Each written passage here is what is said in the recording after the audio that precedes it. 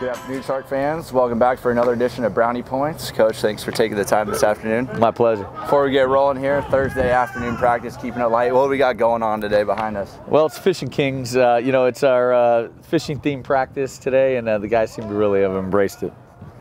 Talking about this series upcoming, start off Friday night opener tomorrow against PBA.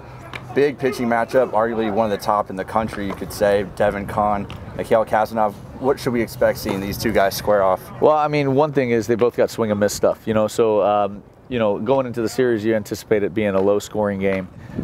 We need to really defend behind Devin, because Devin does a great job of getting negative contact for us. But from an offensive standpoint, I think that we have a great challenge ahead of us, and this is a guy that's been beating every team that they've been faced. They throw him a lot. He's aggressive. He's a very good competitor. And so, our boys need to be ready when we get out there to play. We've seen the last couple of weeks since we've shifted Dylan Harris to the top, his success, been able to run and kind of manufacture runs that way.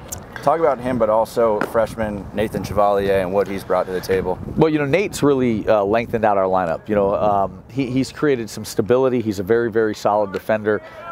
Just plays the game, and it kind of has like a steady position within our lineup, where it gives us quality at bats time and time again.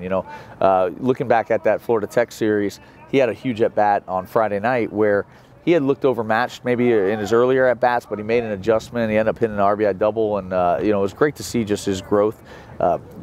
Great human being, great player to coach, and I'm not surprised by his success. It's more about him getting his opportunities, and he's continued to prove it over and over again. As far as Dylan goes, Dylan Harris is one of the best players to ever play in the Sunshine State Conference.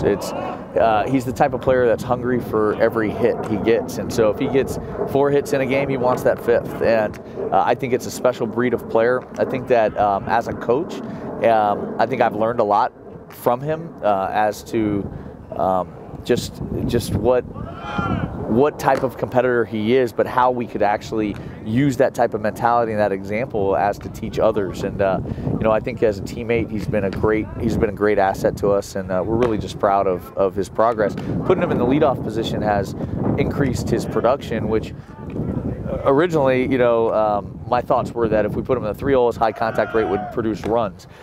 Instead, now when we flipped him to the leadoff, his high contact rate has produced runs with him creating it and stealing bases, but he's also driving in more runs now from that position because our bottom of the lineup has done a great job, such as Nate. Another guy adding depth to the lineup, but also on the mound. Talk about the return of Christian Demby and how he impacts the guys around him. Well, Christian's just a dangerous player. He's got explosive stuff, on the mound as well as in his bat. And I think just having him back with us, on a daily opportunity to be in the lineup, whether it's in left field or whether it's DHing or whether that's pitching, he creates, I think, a little bit more depth into the power in which we like to get to.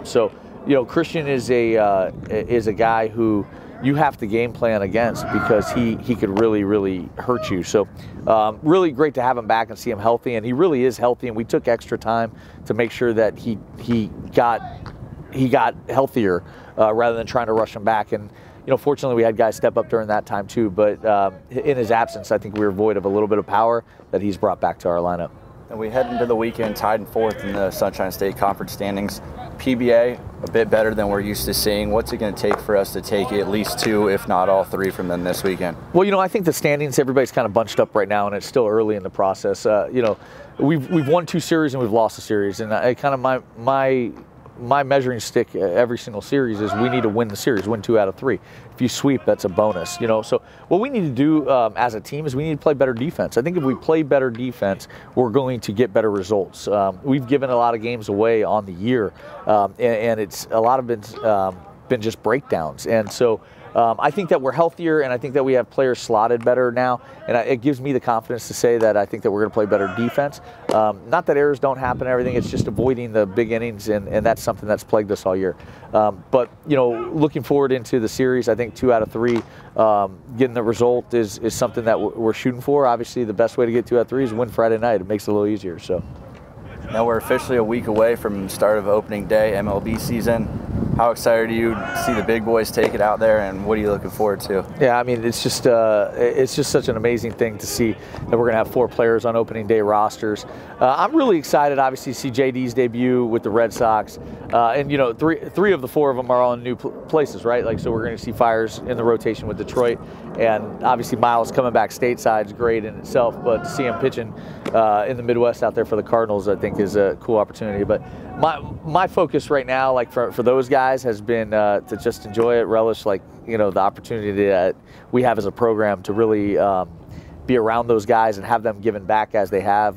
You know, we just renovated the batting cages, you know, and that's a thanks to Carlos Asuaje's donations. And I think that you look at you know, all the progress that we have made, it's been a result of guys like these guys. And so to see what they're doing and competing at the highest level is amazing. I am a little side note though, really excited to see Asuaje win the starting job out of camp, because I think that there are very few have worked the way he has and been so goal-oriented and confident to continue to transform himself as a player, and he's been crushing it this spring training. So really proud of him.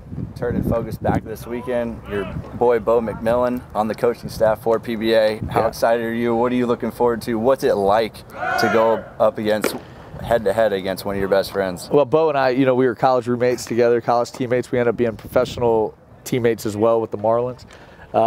It's honestly, it's some of those like memories, you know, like that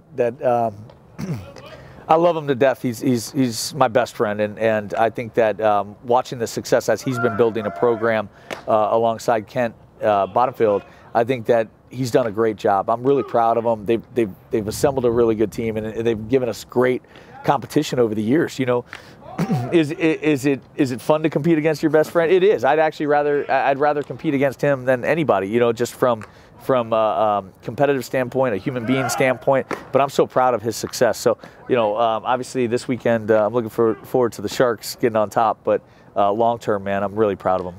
That's all we've got for this edition of Brownie Points. Series opener tomorrow night, 6 p.m. right here in SU Baseball Complex. As always, go Sharks. Go Sharks. Thank you, Jameson.